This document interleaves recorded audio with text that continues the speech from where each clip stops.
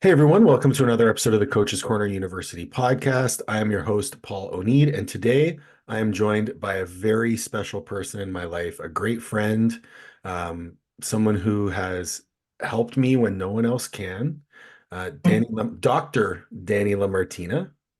Dani is my coach. She is a doctor of physical therapy. She is an IFBB Pro. She is a top five all-time powerlifter in two weight classes or just 132? Two weight classes. There you go. She is a jack of all trades and a master of each one. So, I don't know hey, about that. We'll say trying to be master of each one. listen, IFBB Pro Olympian. Dani, thank you so much for coming onto the podcast and having a chat. There's a lot to talk about. There is a lot to talk about. I really want to thank you for having me on. As always, I feel like if there's one person who kind of takes all these things that I do and rolls them into one and understands that, it's probably you. So I'm super excited just to chat with you about it and kind of see what we can lend to listeners.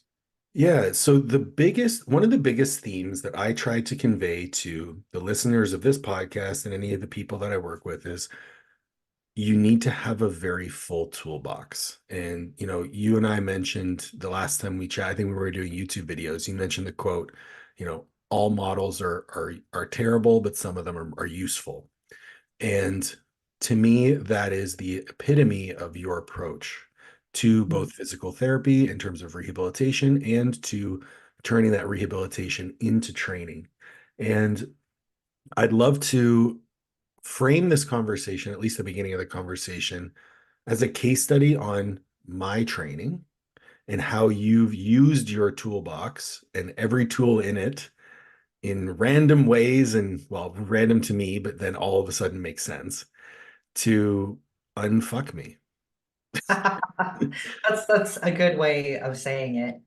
Um, I think for you, in working with you, I want to kind of frame this too, is that there are a lot of PTs who kind of hang their hat on being a PT, and there are a lot of coaches who kind of hang their hat on being coaches. And I think the more, and physicians who kind of stay within their box too. And I think the more we kind of hang on these hats and hang on these boxes, the more of a disservice we're doing not only to our clients, but to ourselves. And I think what's made me, or what's helped me be successful with people that, quite frankly, have failed with other coaches in PTs is the fact that I really hate these labels that I put on. I hate calling myself a PT, because I think that really kind of boxes me into one category. And I hate calling myself a coach because it disservices the clinical knowledge that I strive to give to the people that I work with. And I hate only boxing myself in as an athlete, because really who I am as an athlete is just let me see how much I can break myself and then pull on those PT and coach boxes and improve the systems as a whole.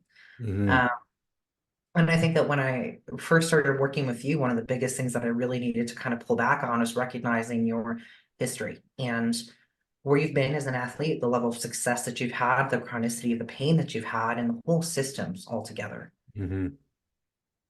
Yeah, and that, like, for me, we spent a lot of time talking about my history. We spent a lot of time talking about the ways that I've trained, things that I've had success with, things that I haven't had success with.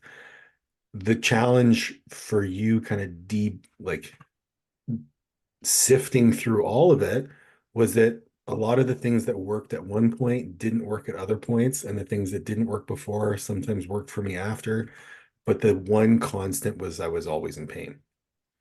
And the thing that I had trouble doing, and I think we both had trouble in the beginning, which is a phenomenal lesson for everyone, is because we're friends, because we had that relationship beforehand, I wasn't ready to give up full control, and you didn't want to give up. You didn't want to take my control away, even though that when it did happen, and I kind of just said, hey, do whatever you need to do, that was the catalyst. When I gave in and I was like, I can't do this anymore, you were like, all right, let's do it. It's funny. I was talking to someone else last week, who is a friend of both of ours, and we were talking about just kind of how much you've progressed and what that looked like. And I even said kind of jokingly, I was like, up front, I know that you had some GI issues and some just kind of discomfort after your contest prep Mhm. and or like leading into the show. And I didn't want to say anything, but I felt like a lot of that was related to the same pattern that drove some of the pain, your pain really through your knee, and even in the elbow. And a lot of that obviously has to do with the ribcage diaphragmatic position. We think about that all from like a biomechanical perspective and a positions perspective, or if you can think about the ribcage forward, kind of flattening out the diaphragm and changing how well the esophagus actually rolls through the diaphragm. But the big thing that I think is important when we're looking at someone who has chronicity of pain, like all that positional stuff is cool. Don't get me wrong, I'm a big biomechanics nerd, but we also know that pain is a response to a cellular chemistry environment. And a sensitization to pain often happens with a decreased threshold for neuron depolarization and an increased sensitivity level to the chemical, I don't want to say like acidosis, but the accumulation of some of those cations that drive that depolarization. Mhm. So we could have done all the mechanic stuff till we're blue in the face, but these systems as a whole, with regards to number one, how can we drive some of the chemistry changes in your tissue locally in the knees? But how can we also work on some of the things to decrease something like, I would be really interested in what your carbon dioxide levels were in your bloodstream, because that's a function of some of the acidosis that can happen and drive pain signaling. Probably Does that make pretty high. Right. I mean, like Yeah. we look at your respiration patterns, and I think for anyone that's like, has any appreciable amount of muscle mass, we're going to have some sort of chained up postures and tendencies throughout our neck, front delts, pecs, all of that. Mhm. Think about that from a biomechanical perspective. But if we're not also looking at the chemical component of that, we're really missing out on a lot of potential improvement that we can have. Well, it's funny because as you're talking through kind of the framing of the problem, you can see, and me knowing what my program looks like, I can see those tools implemented with the training. And probably the coolest part about working with you is I never had to take days off. I never had to feel like I had to back off. And I'm someone who thrives on the catharsis of a heavy, hard training session. I never had to give that up. And for me, that was so foreign because every other time I had to quote unquote rebuild, I had to start from zero, rolling around on the floor, doing core work and foam rolling and mobilizations and stuff like that. We did a few of them, Mhm. but we still fucking trained. Right. And I think that's like, it would be really dishonest of me to say that you never had to do any PT, right? Oh no, But yeah, the caveat was that it never came at the exchange of hard training. And so I yeah, think there's a really, really big misconception in the PT and rehab world that it's all about, like tissue tolerance. And don't get me wrong, like tissue tolerance is really important, but there are a lot of other mechanisms that drive that tissue tolerance, not only with regards to mechanical deformation and the ability to resist that deformation or tolerate it, but there's a lot that happens within the pain of that tissue that has more to do with the hyperalgesia that are secondary to some of the metabolic changes that happen within that. So if we think about your training as a powerlifter, you did a lot of like singles, doubles, things like that, right? almost like exclusively towards the end because my tolerance was so low. Yeah. So what do we think your body's tolerance wise, if we frame this from the perspective of an increased local acidic environment is going to create some of the changes that long-term create sensitivity to pain? If you've basically only done singles, doubles, things like that, what do we think about your tolerance with regards to a highly acidic local environment? Zero. Right. So a lot of what I do with regards to like choosing intensity techniques, I've talked about it with regards to like being smart with implement and proximity to failure, when to really push past that failure point versus when you're driving volumetric changes and things like that. And there's a lot of nuance to that, and different body parts are going to respond to different intensity techniques better. But a lot of what we're also doing is changing the local chemical environment. So if we think Mhm. about the glycolytic energy system, it's a very taxing system, right? It's taxing to clear those byproducts. It's taxing to create glycolysis via that. Um, in that, the energy system drive, gosh, I totally lost my train of thought because I got like 6 steps ahead of myself and getting really excited about this stuff. That It's happens to me okay. all the time these days. So it's when we think about like tissue tolerance and rehab and things like that, I think there's a massive misconception that it's all about the tissue. And it is, but it's also about what's occurring in the cytosol of the tissue. because Mm, ultimately that cortisol is going to be a big driver what's actually happening with the chemical components that's permitting the muscle contraction. We kind of forget that muscle contraction is a series of negative and positive charges, right? And those ion channels and cation channels. right, So what are we doing to permit better utility of those or decrease sensitization so that we can continue to train closer proximity to failure without hitting it at that pain point? There's a lot of studies that show that um, there's an increased pain and a decreased pain tolerance, probably due to decreased pain threshold, at which again neurons depolarize, right. presence of excessive hydrogen ions, which is going to happen as a byproduct of glycolysis. Okay. So this is where I'm going to bring it back to how that's actually applied because it all makes sense, right? So that's really nerdy, yeah. There's a neurological component, there's a biochemical component, there's an actual biomechanical component, and all of those are not mutually exclusive. And all you're doing in your mind is saying, okay, how can I prescribe exercise in a way that I get the desired outcome, which is decreased pain, better movement quality? If anyone's watching on video, yes, my hands are brown because I gave my wife a massage with self tanner instead of moisturizer by accident. No, it was actually a massage. It was actually a massage. Um, and none of those are mutually exclusive and they all feed into each other. So something like, let's just give an example of something that just popped into my head. Early on, I could never do leg extensions without pain. Mhm. And that was something that you put in the program right away. I think we were actually doing leg extensions twice a week. And Mhm. the way you had me, first things first, was let's line up your knees and your hips. Let's make sure your feet are even so it's a straight line. Cool, we can do that. Immediately, there was a bit of a decrease in pain. Okay, now we're going to use a two up, one down.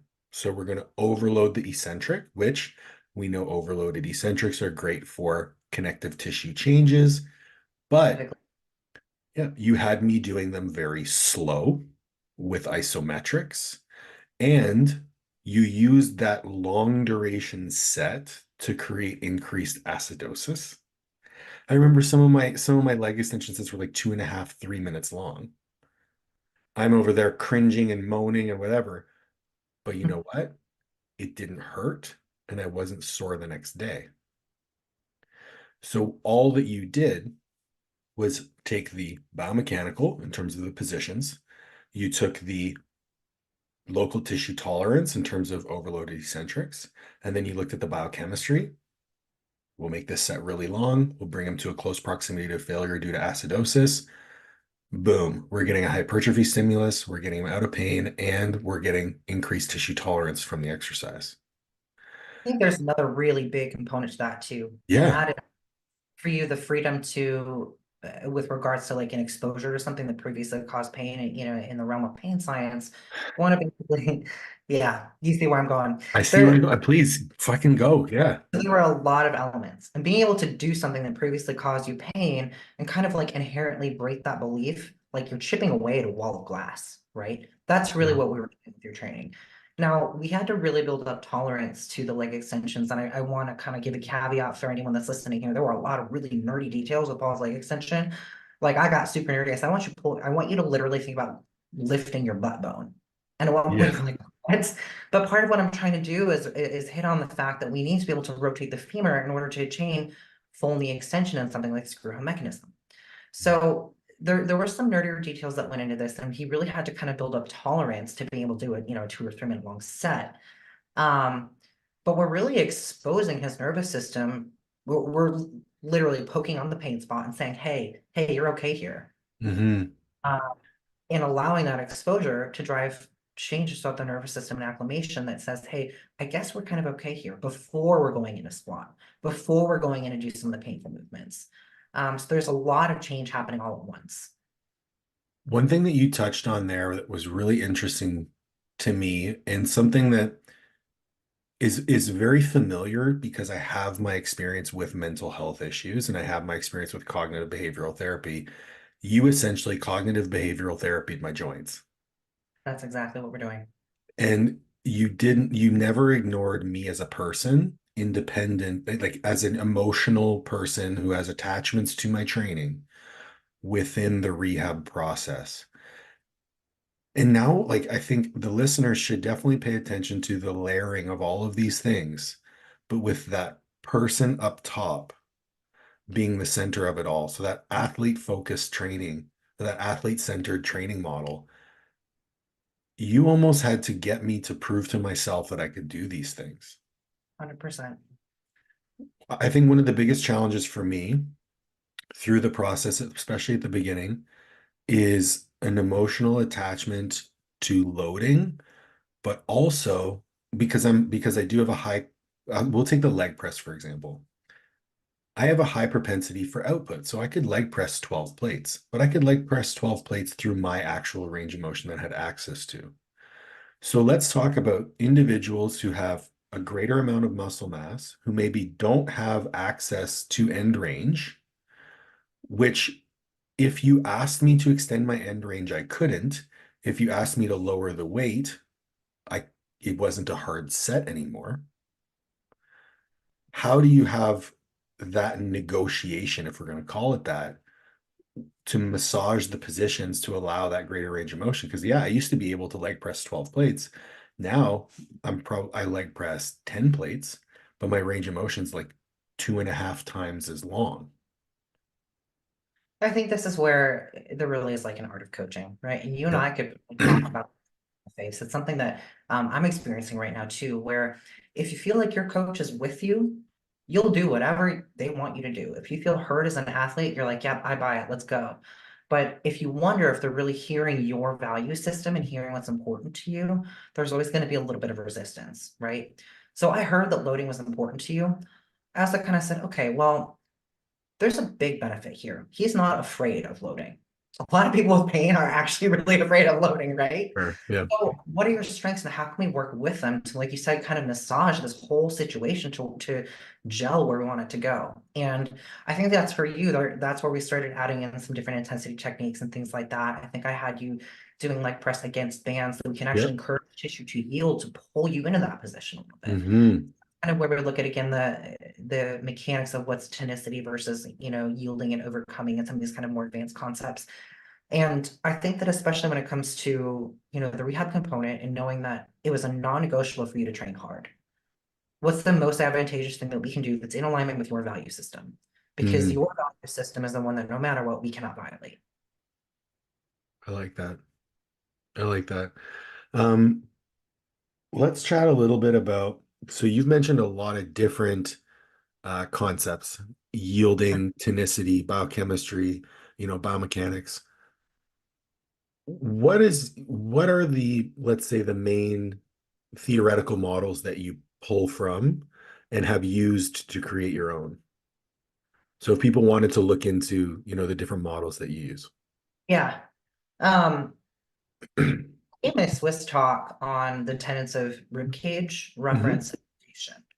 And if I were to add one more to that, um, I think it would be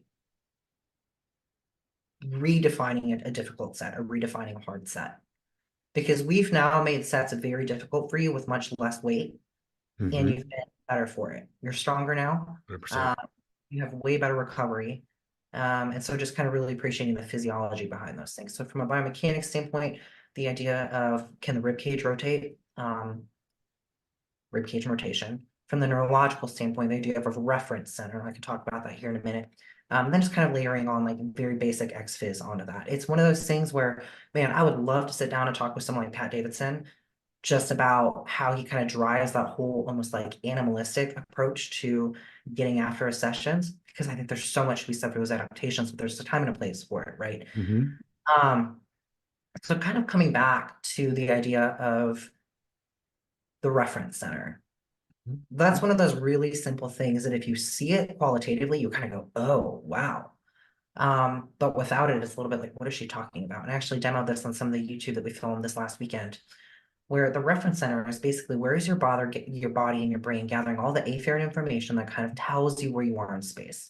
Because small shifts in center mass location, small shifts in how well we're anchored in are going to permit different degrees of range of motion and better output. Hmm. People kind of forget that ultimately a muscle responds to a joint position. So if the pelvis or hip is in a position that will bias certain musculature, you're going to bias that musculature on that output. If you're in a position to where major prime output muscles are kind of having to stabilize you, now you've got a conflict of interest or an interference effect. So what a reference center does for someone like you, this is where I like to talk a lot about foot pressure. For you Yeah, on your Bulgarians, I wanted you to have a little bit, for example, I wanted you to have better forefoot pressure. That forefoot pressure and the ability to find the ball of the foot while still maintaining heel contact tells your body, hey, we're okay to go into pronation and internal rotation. For someone like you, where you lack IR and most big guys are going to lack hip internal rotation, I don't want you to force it, but being able to kind of sense that area is going to open up range of motion in a way that permits the brain to go, great, let's get some output. Does that make sense? it makes sense to me, but I'm trying to I'm trying to figure out how we can How can we so distill it further? let's talk. So Yeah, let's go further, go more. a very, very, very broad stroke here, Yeah. right? Like, let's go very macro here. A lot of us, let's say we've got a history of powerlifting. Our back is super stiff, our rib cage kind of lifts forward, right? Again, very macro there. Our reference center, in terms of where we're kind of low key providing our stability from 24/7, we probably really love to use our backs as our reference center. We move 100%. Yeah. our backs, right? We move off of plantar flexion, center mass forward. We love to live on the front half of our foot. Now, you might be living in a position that drives that pattern without recognizing it or realizing it. So if you're curious, I strongly, strongly urge you to find someone to kind of coax you along the way or like work with you on that, because there are a lot of ways you can actually kind of jack yourself up, which I've done. But there's also there's a lot of power in that. So macroscopically, for someone who lives in their back, as soon as they grab a bar, where are they going to stabilize from? Like if you're a back driver and you bend down to pick up a deadlift, what's the first area you're going to find tension? Oh, my back for sure. Erectors, right? Which is going to change hip position and not only maybe drive some orthopedic issues, but you're probably mechanically going to be really bad position to finish your pull up top because you've lost your hip position off the bottom. Yep. Yeah. One other really kind of common reference center thing that I see often is through hand pressure. And remember, wherever we contact the floor, wherever we contact the bar, is going to be a reflection of what's going on proximally. So a lot of times I see people with hand pressure really on the kind of thumb and forefinger side of their thumb, hand, which if we were going to kind of drive a coupled motion, that would be coupled with internal rotation of the shoulders. Mm-hmm. Now that IR, depending on the ribcage shape, can reflect a change in shoulder position. It can also reflect a decrease in muscle extensibility that might prohibit you from actually getting the bar to your chest in an advantageous position. It may bias you towards different pulling patterns that prohibit lat development. So as much as I love looking at foot pressure, I find myself more and more often looking at what's the hand doing on something like a pull movement. Mm-hmm.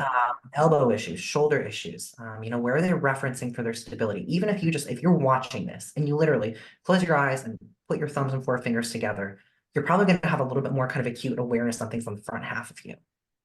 Now, if you close your eyes and you pull your fingers, like pinky side and ring finger together, you might have a little bit more awareness of the stuff on the back half of you. It's subtle, but those subtleties, when we're looking for force production, are the home base from which we move and therefore ask for more force production.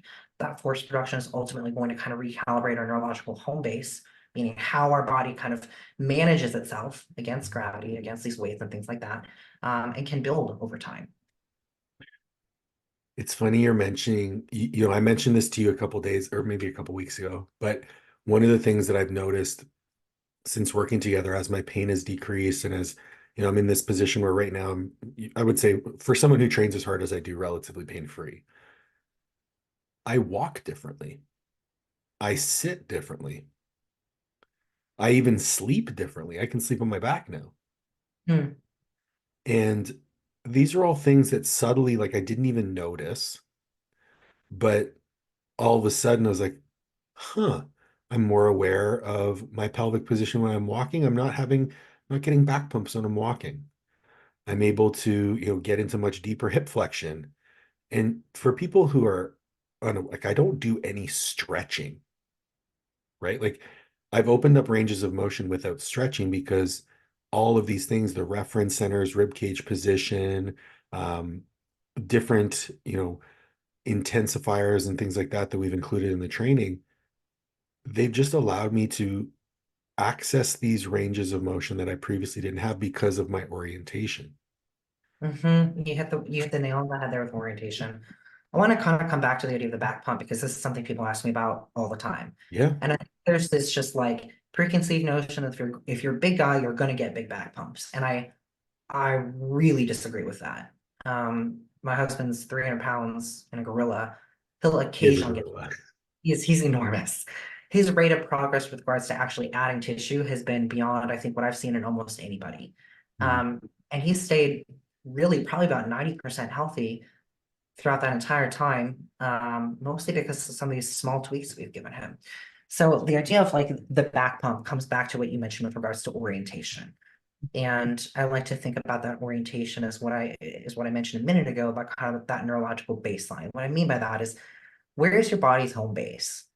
Because wherever your Mm, home base is where you're going to kind of reach from when you need to do the other activities, right?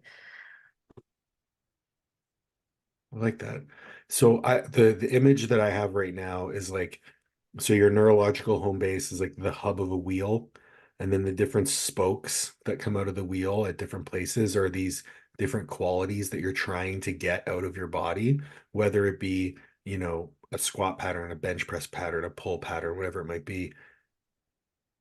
When we're talking about reference centers, let's talk a little bit about some of the things that you found with regards to upper body changes influencing lower body. Because one of the things that you brought a huge awareness to me that wasn't even like, I've been a strength coach for 15 years. I never once thought about, hey, Paul, how you train your upper body is going to influence how your lower body moves.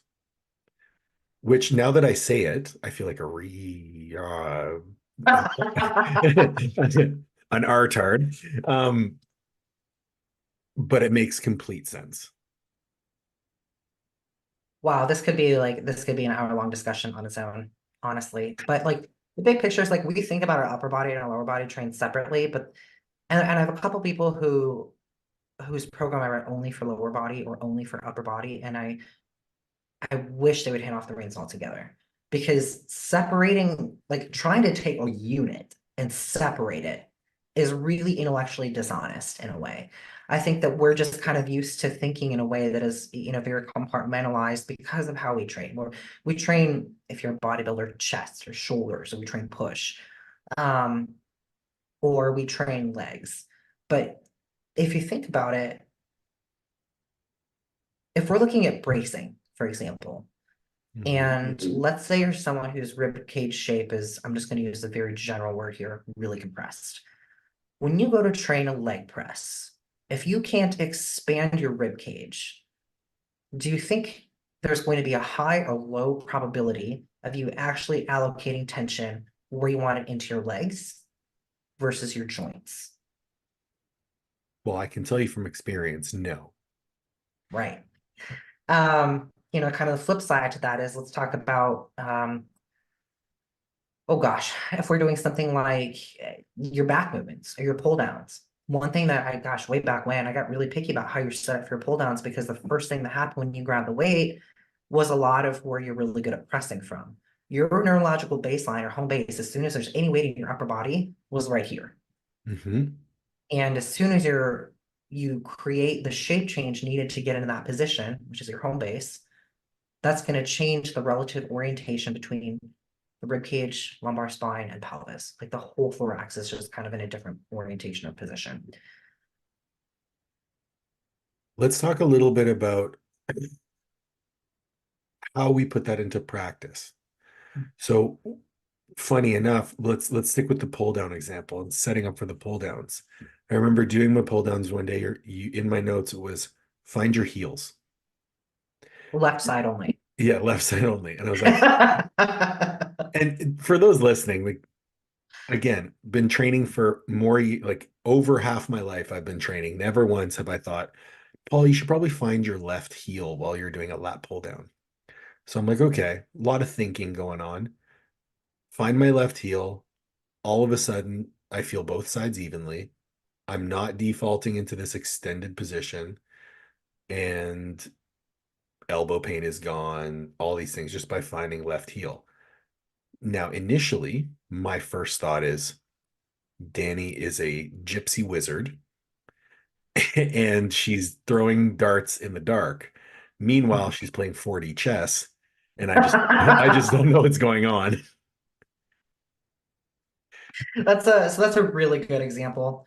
We could talk a lot about examples, and I'll kind of come to this kind of helical model in a moment because I think that'll lend some perspective and understanding. Yes, yes. So part of why that worked is if we think about, again, I don't want to get too far down this rabbit hole, but your baseline is you love to use your right side. So if we look at the convexity and the shape of your rib cage, I think I have a picture of this on my Instagram somewhere. Yeah. You're so good at opening on the left side, and you're really good at closing on the right side, and that basically shifts your center mass to the right. And this is a very normal pattern. People are put together asymmetrically, anatomically. So if you're worried about an asymmetry, if you're worried about a hip shift, things like that, please don't feel like you're broken. There's a reason for that. Now, Mhm. for Paul, knowing what I do about his mechanics, I ran him through a couple tests just to look at rotation. I knew that for you, if we could just get the left rib cage shaped in a different position, your scap is going to move better. I knew if your scap moves better, you get more appropriate humeral rotation. I knew if we addressed how you grab the bar, the elbow that's kind of at the mercy of whatever's going on at the hand and the shoulder was going to feel a lot better. So really what I was after there was partially just kind of attuning your body to actually get some left-sided input, Mhm. uh, as far as like having a left heel as a reference and being grounded on the floor. But I think, the big misconception with a lot of this very advanced biomechanics stuff that's going around with like, compression, expansion, ER, IR bias, Lamarck model, like don't get me wrong, I love all those things. Right. But what they're basically telling us, if you go really far down that rabbit hole, is that we think in these constructs that are not true. We think in these constructs that are left, right. We think in these constructs that are front, back, and we break everything down because that's the best way we can make sense of it on a macro level. But at any given point in time, we're a fluid, helical, like almost kind of jellyfish pressure system. Call me fat. Totally. That's exactly what I meant to say. But I mean, just Jelly. in regards to ribcage shape, right? Mhm. I think the more we kind of break it down to this left, right, front, back, anterior, posterior, superior, inferior, those are all constructs that are good for us to see. But anytime you're looking at a scale or a model and they provide you those data points, you need to remember that there are a million shades of gray that that exist in between all of those data points, and then expand that to three-dimensional kind of scope. So the way that I like to think about it is if you could visualize, gosh, like an accordion that has the ability to compress and rotate and expand and rotate. Mhm. This is very different than how we're used to thinking about our body, but we're a fluid management system, and fluids move in three-dimensional space. Right. Does that make sense? It does. It does for sure. And it's kind of creating a very interesting picture for me and the audience because you've mentioned, principles of PRI, you've mentioned principles of DNS, you've mentioned like, general strength and conditioning principles, rehab principles, and you kind of layered them on top of each other within your own philosophy. Let's switch the conversation towards breath because that's something that, truth be told, I looked at PRI, and although I'd never done the courses, get a general idea. I'm like, this is for people who can't fucking move, and I have a lot of muscle on me. There's no way this is going to work. Let's talk a little bit about maybe not just PRI and breathing, but how you've adapted these different models to an iron sport athlete who is big, strong, and neurologically efficient. Right. And that's just it, is like what you hit on there is fantastic because I took my first PRI course in 2009. That's 15 years ago. Yep.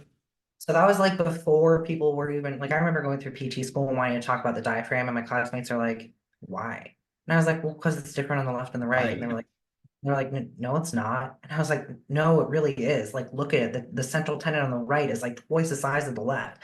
Look at how far down it extends. Like, look at triangulated sterni and how that changes sternal tilt.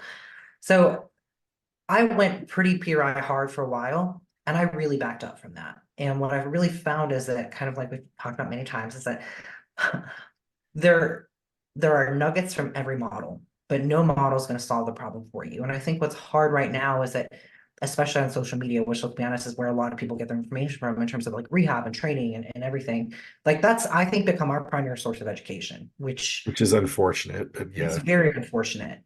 And the hard thing about that is that there's a pressure as a coach and as a therapist to put things out that are clickbaity. Mhm. And you'll see a lot of people talking about being, oh yeah, create these changes, and oh yeah, it's just a breath work. Oh, you got to be able to move on a foam roller well and shift and squish your lats. And I got to be honest. Some of that can be helpful, but most of those people, I don't think I've really seen them work with anyone that has an appreciable amount of size, that has an appreciable amount of very strong orientation and a nervous system that is oriented that direction because it's used to having 800 pounds on its back. That's different than someone who wants to squat, as a 250-pound male that wants to squat 225. I'm not saying one is better or worse than the other, but you have to appreciate the effect on different systems. Now, if I'm working with someone who's 250 and wants to squat 225, I can use a little bit more PRI. But honestly, for most of those people, I just kind of translate some of those principles into training, where if they're doing a hamstring curl, I know they're going to have a harder time getting their left heel to the back of their shoe. So I'm going to focus a little bit more on that. I might bias certain movements. But for someone like you, where you've got a strongly activated nervous system, not only that, but your energy systems have become so dominant into, 15-second sets at most. Mhm. How can we intellectually apply some of these neuro heavy concepts when that might not be the biggest hurdle? I also can't ignore them because I know that if you're not getting, we think about breath and breathing, and it sounds a little frou-frou. I get it because I think the same thing, to be honest. But if we're not only actually honest enough to step back and appreciate the fact that how long has it been since this individual has actually gotten a decent breath of air in and a full exhale? Because that gas exchange is going to change a lot of fatigue, brain fog, nervous system. Oh God, what's the word I'm looking for? Synchronicity. Mhm. There's so many other adaptations to it. So we think about breath and it can have a couple different acts. Obviously, number one, it's got the biomechanical effect between the rib cage and the diaphragm, internal obliques, hip flexors, like that whole system is pretty complex. But there's a physiological approach, and that we know the physiological with regards to the breath and the gas exchange is going to change pain threshold via some of the biochemistry we talked about earlier. It's funny you mentioned that because one of the first memories I have from our work together was you gave me some correctives that involved breath cycling, and I couldn't do them because I kept getting out of breath. I Because you actually couldn't expand. I could not expand. I could not get air in or out in the positions that you had me in. And for reference, like these aren't complicated positions. We're talking about lying on your side with a foam roller between your knees. I was getting out of breath trying to breathe. Hmm. And I was like, what?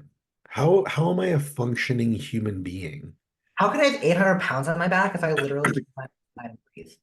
Well, Um, I think so. There's a few key points that I want to highlight. Number one being people getting their education on social media. I made a post yesterday or a couple days ago, basically calling out people who don't train hard. Now, I know my post to me was intellectually dishonest because I know for a fact there are very certain times when training two, three, four, even five reps in reserve is necessary. And that set could still be incredibly hard. But we have to keep the goal, as you like to say, right? yeah. And that's one of And my favorite things that I've learned from you is like, yes, we're going to train hard, but we want to keep the goal the goal. So, what is the goal of this movement or this strategy? Let's do what we can with that.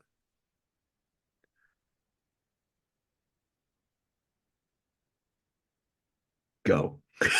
I was waiting for you to fill that one. We both just like waited for the other to fill the space. Yeah, Um, go like what, I how? love talking because I feel like you do such a great job of like my brain sometimes I think moves too fast for me to like keep up with, and I can't grab all the things. And so I feel like you like rein in my ADD. It's a high quality problem. For So sure. I think this is again where it's like this is where you learn to train. You've been training again longer than you haven't been. And my husband's the same way. Yeah. And like people like you are probably my favorite to work with because there's so many other ways that I can be like, oh, let me show you how else we can make training effective and hard and more nuanced to a point where it just like kind of takes the blinders off in a way. Mhm. Um, and so there, I mean, there's a lot that we could talk about there with regards to internal stimulus, whether like you're looking for an internal or external, whether you're focusing on actually locating tension in the muscle, or you do want to get strong and move to A to B. There's a time and place for everything. And this is something I have another gal that I'm working with right now who's just an absolute freaking sponge. I adore her. She's in prep right now. And one of the fun things about working with her has been she consumes everything. Like she consumes all of the content. It's like, well, this person says this, and this person says this. And there are points in time where almost every answer could be a right answer Yes, at, yes, at a very yes. specific point, right? And so our job as coaches isn't necessarily to say there's one right way of doing things, but rather kind of encouraging. My heart is if we're coaching, we should be educating, we should be equipping, Yes. we should be empowering. So our job as coaches is then to take these data points that we have for our clients and provide that the context. And then take that one step later. Say, okay, here's where this is helpful for you right now. This is how it might not be in the future. There are probably a billion points in between that. Um, this is where I just got on a tangent again about keeping the goal, right? Yeah. So, for you with your training, we had a number of goals. We wanted to, number one, reduce pain altogether. We needed to improve biomechanics. We wanted to still allow you to train hard. We needed to decrease threat perception of the nervous system. We needed to kind of just let you as a human feel like you were going to be okay. Mm. And that was the first one that I needed to hit on before anything else. And that was probably why, as a coach at the start, I kind of said, okay, what's important to you? And I let you have the reins a little bit was because I needed you to have that sense that we were going to be okay. I know as a coach, it is hard to hand off the reins, Mhm. especially when you're well equipped and you're well educated, but you're so frustrated because you don't know what else you can do to finally stop freaking hurting. And Mhm. you just want this part of your life back. Yeah. I really get The that. and I think we navigated that very well. Okay, let's switch this conversation to what is your mission as a coach, clinician, athlete? What are you rallying hard for right now? I think I would have answered this differently this time last year or even 6 months ago. I probably would have said that I want to, equip and empower my clients to feel like their best will never be behind them and doesn't have to be, and to reframe that and to offer them a different paradigm, not only provide them a different paradigm, but provide them hope. I think now, as a clinician and as someone who, quite frankly, gets really fed up watching bad advice, Mhm. um, man, I want to be a part of changing this landscape. It might just be one small ripple, but with regards to training and rehab, I mean, gosh, we need to stop thinking about them so separately. So how can we then be intellectually honest enough to apply and acknowledge principles? Like maybe there are 50, right? Mhm. How do we apply the most relevant to this person for this particular point in time? What I get jazzed up about right now is looking at how these systems roll together. I guess if we were to think about like functional health, right? When I hear functional health, I think about someone who looks at multiple systems and how they interact with one another in order to promote a better outcome for a human being. Usually Why like hormones, gut health, that sort of thing. why are Right. we not doing that with training? That's a good question. Why are we not doing that with training?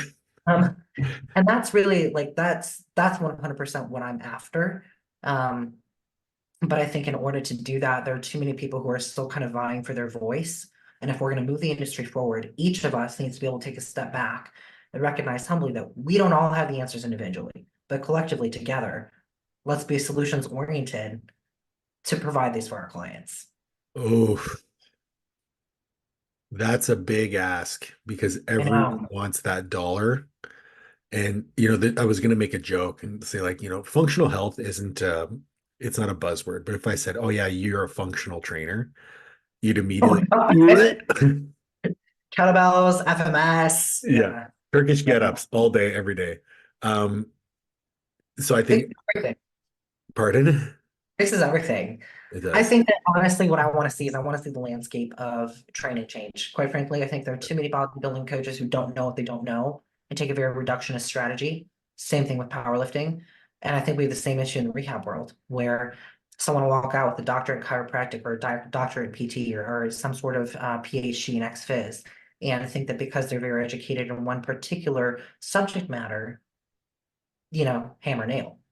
Um, I have you've this got image. I have this image of you as Moses parting the Red Sea and leading us all out of the Honestly, that's kind of what that's again, I will be one small drop, but if I can do that in a way that leaves people better, man, it breaks my heart when I get an email that's like, yeah, I've worked with 4 coaches and they all just made me feel like I was broken and I'm never gonna be able to pick up my kid again. Like, hot damn, can we do better?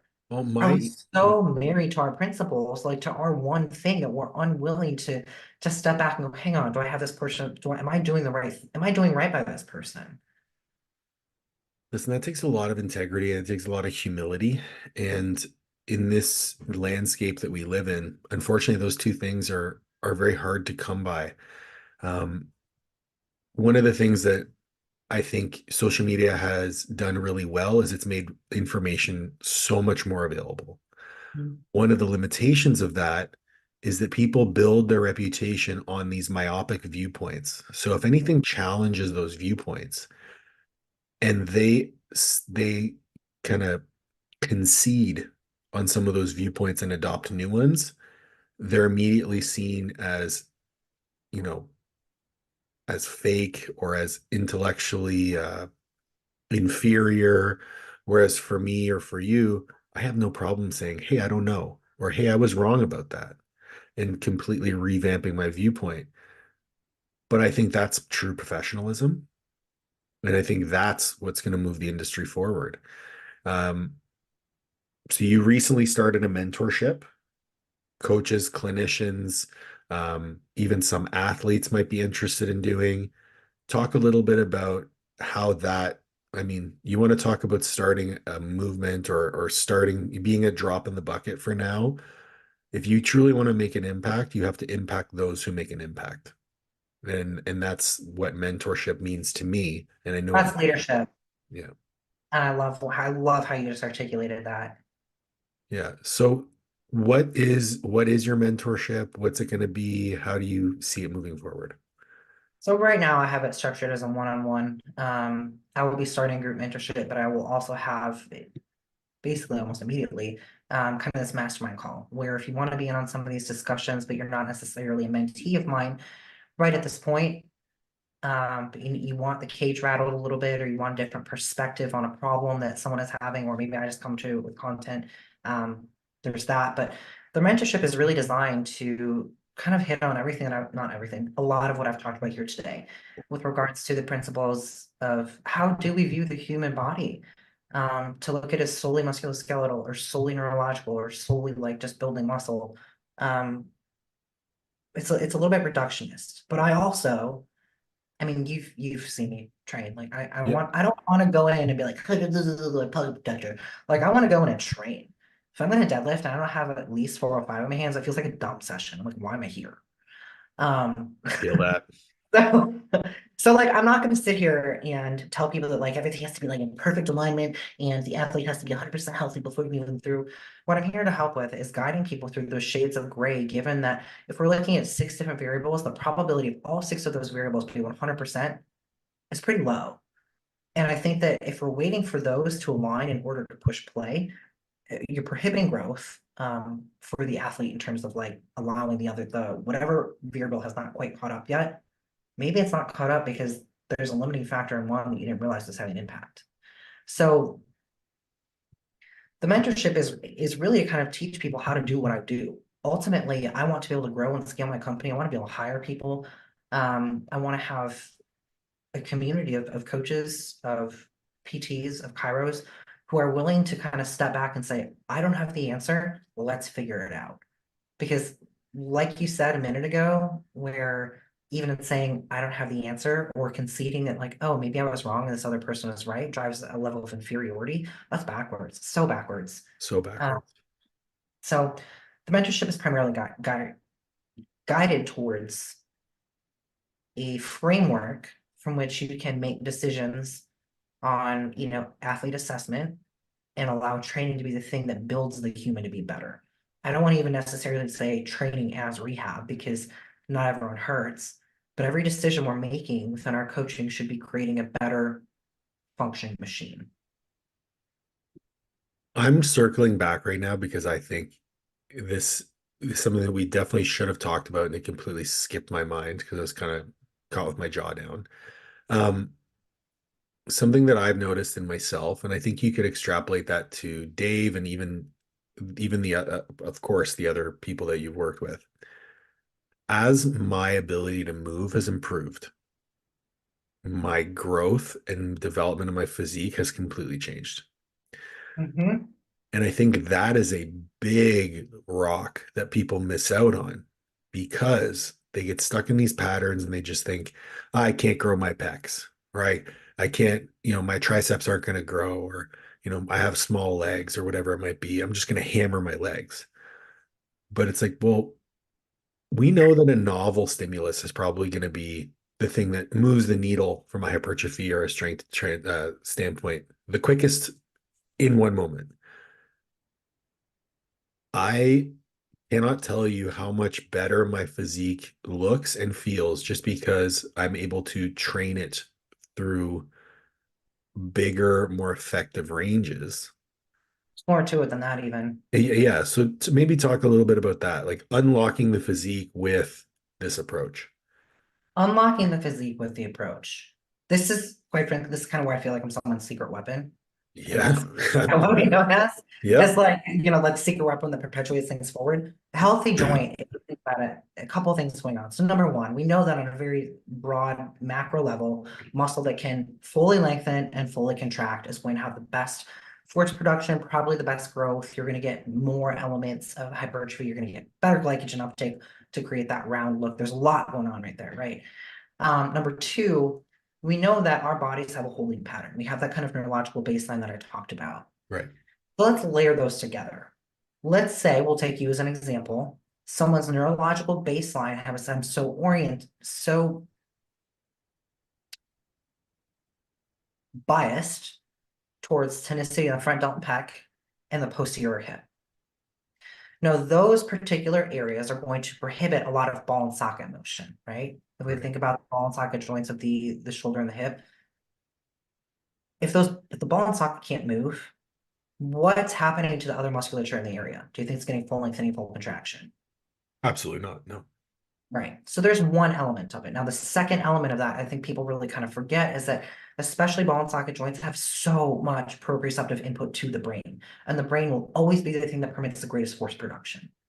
So if we're getting a lot of compression from just a pure biomechanical standpoint of what's going on in that area, number one, again, you're not getting full lengthening and full contraction, but you're also sending input to the brain that says, hey, homie, I don't know if this is really a good position for me to be in. I'm going to prohibit force production here.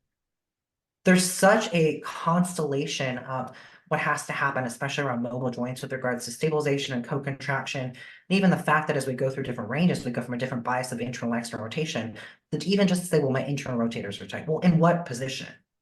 Because if it's when your leg is extended versus when you're in 60 or 75 degrees of hip flexion, those are different biases. So with regards to physique I fucking development, love this.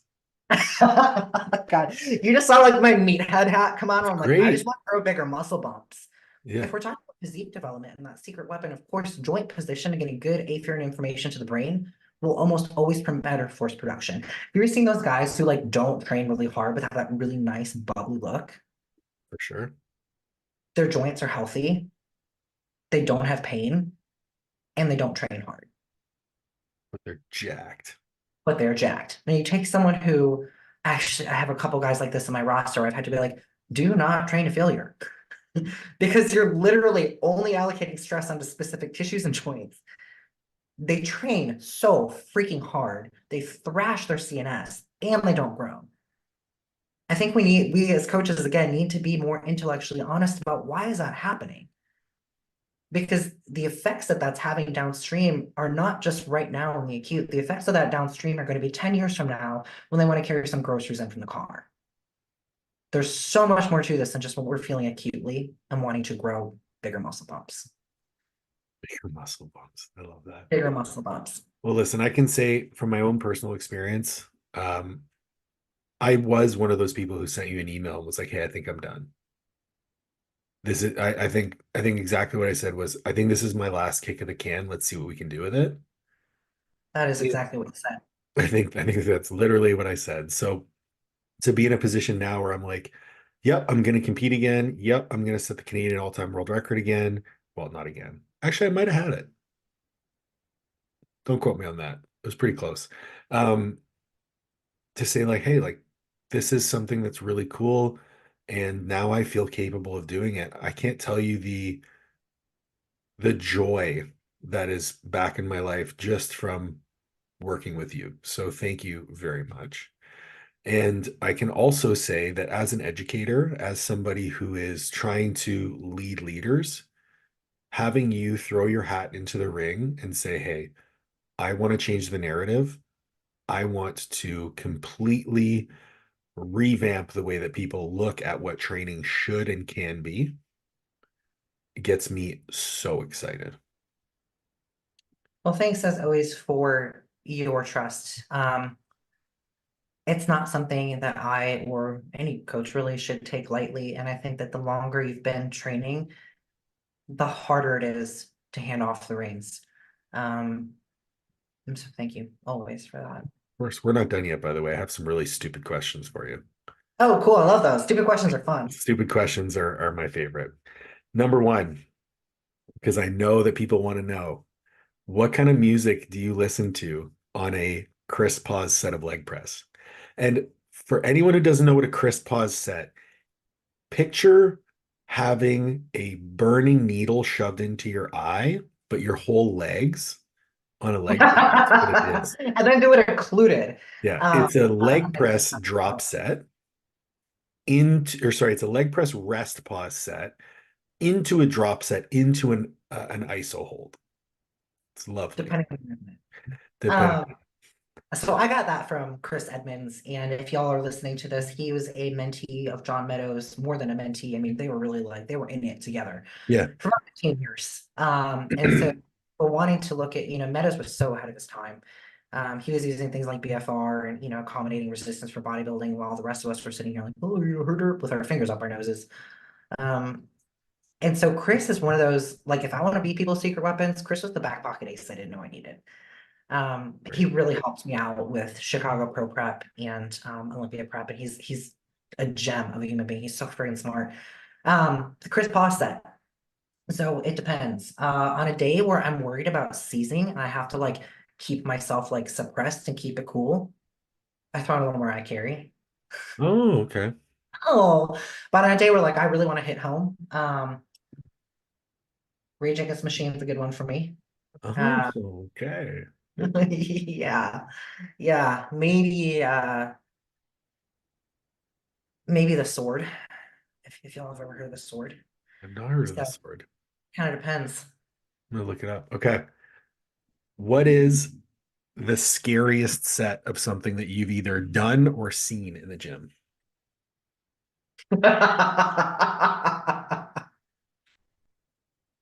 Oh God, there are a lot of answers for this one too.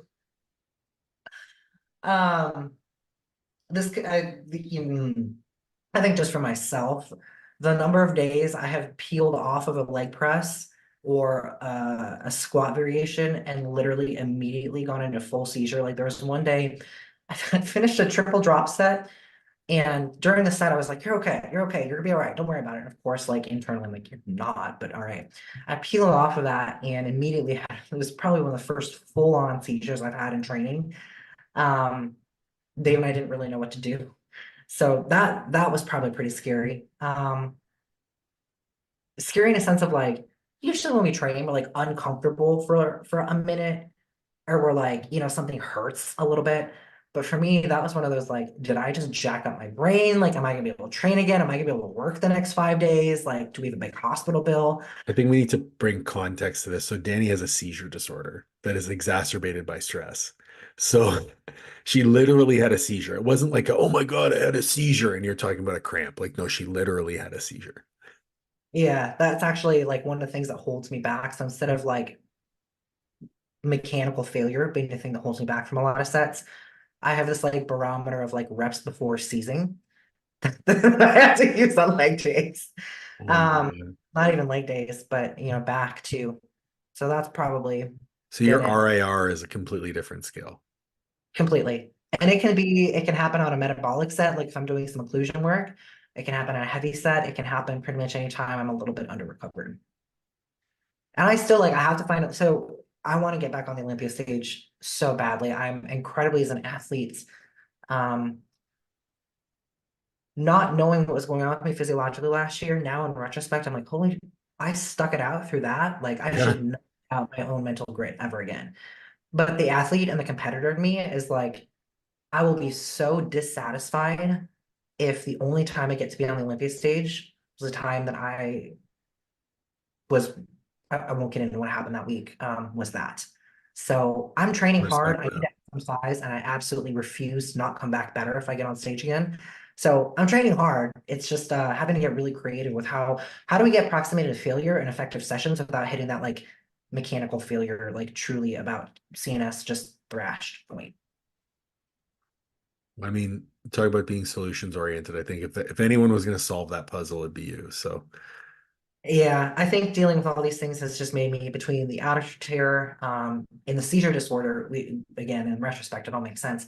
It's a connective tissue disorder that seems to affect the connective tissue in my nervous system and connective tissue for like tendon health, ligaments, all the soft tissue. So when I tore my adductor tendon and it didn't heal in a timeline that seemed appropriate, all these things have only made me a better coach. They've only made me a better clinician because I've had to dig for answers. So now I just want to take all of that and be the person that solves the weird stuff. I love it.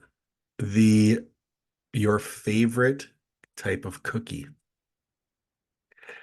because those cookies were fucking bomb. Did you finish them? No, I was good. I'm My proud of you. stomach was I was so full when we How left. many did you left and Dave was like, I think Polly like 6 cookies. No, So I I had three and a think half. um I'm a sucker for a good OG chocolate chip. That or like the chocolate ones that had the caramel mixed in for that like Oh, chocolate fudgy. Those were yeah, yeah. super good. Um,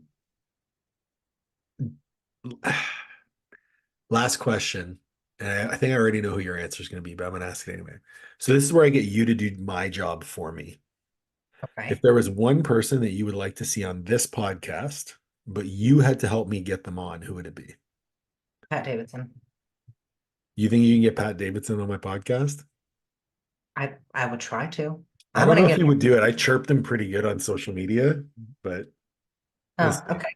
I was gonna say Austin too, but you've had him already. I've had him twice actually. Um, We'll get I Pat. think We'll get Pat. We'll talk about chin ups. We'll talk about push ups. I think it'd be cool to actually have Dave on too. He is so smart when it comes to training, and the way he articulates things is like if you took my brain and your brain and mashed them together, I think it would sound like Dave. Where I he's only want to do a podcast with Dave if I have something beside him as a reference for how large he is. I So will like, stand. yeah. So like you'll do the like it'll just be you sitting beside him. So I when I hugged him on Saturday, Was it like, where did this come I was like, from? what the fuck is this human? And Okay, serious question. How does yeah, he compare size to someone like Joe Seaman? other than just different? You know what? Well, he's shorter than Joe. Yeah, He's shorter than Joe. So I think Joe's heavier by weight. let me get back to Ottawa and I will give you a better response. Because the last time I saw Joey was in prep, so he's a little smaller. Mhm. Um, they're both just enormous human beings. I can't wait, bro. He more than anyone, I think, just demonstrates what it is to have that slow, consistent, plodding step forward, and it's compounded over 2 decades now. I mean, it's just like I hug him and I'm like, I just hugged you yesterday and you're bigger. Like, He what do you do? he was one of my first interviews on the podcast, and I had actually when we spoke, I had never had a full conversation with him in the gym. Just like, hey, what's up? Like, see each other in gym all the time. Very thoughtful human being, very, genuinely kind, very introverted, but yeah, just a really cool person. Really cool person.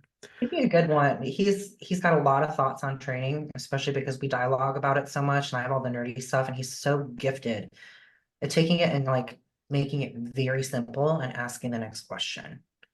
So he'd be a really good one. I'd love to talk to him about transitioning from powerlifting to bodybuilding too. Yeah, for sure. Yeah. Um, all right. I will have links to where everyone can find Dani in the show notes. Also, a link to her mentorship landing page if that's something that you'd like to take advantage of. And I'm telling you right now, you will not regret that decision at all. And if you have questions about it, like if you get on the page and you're not sure, please reach out to me. I would much rather spend the time answering the questions than kind of leaving you go, I don't know if this is right for me, and then never speaking to you. 100%. Dani, thank you so much for your time today. It's been a pleasure. I look forward to my check-in and what further torture you are going to bestow upon me this week. Um, Thank you so much for your friendship, your help along the way, and I'm excited for the future for both of us.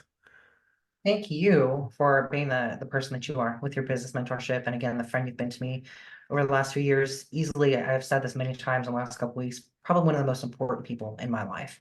And so it means the world to be able to help you do the thing that brings you joy. Happy to be on that journey with you. Thank you, everyone, for listening. Please make sure to like, share, subscribe, and ring the bell for notifications, and we'll catch you on the next one.